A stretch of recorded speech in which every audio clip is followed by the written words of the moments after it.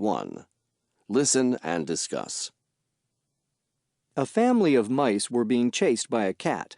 The scared mice were cornered when the father mouse turned around and barked, "Ruff, ruff, ruff!" The surprised cat ran away. When one of the young mice said, "Nice going, Dad," the father mouse replied, "You see, son, it pays to be bilingual."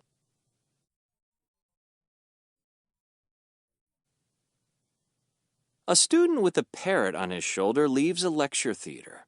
Another student follows him.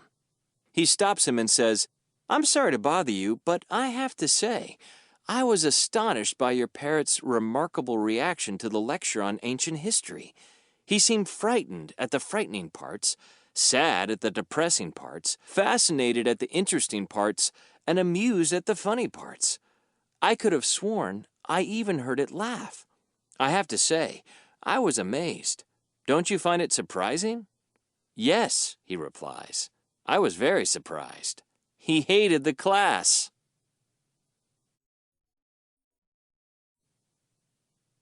A truck driver is driving a truckload of penguins to the zoo in the next town when his truck breaks down.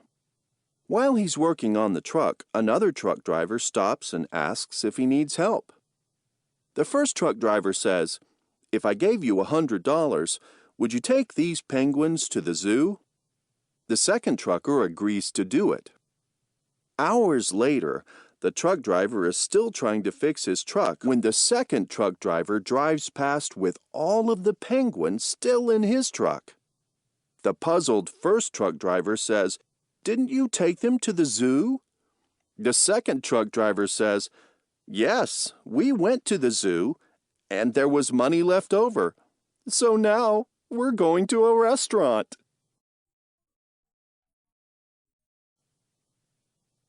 A grasshopper, a snail, and a centipede are relaxing in the grasshopper's house when they realize that they are getting hungry.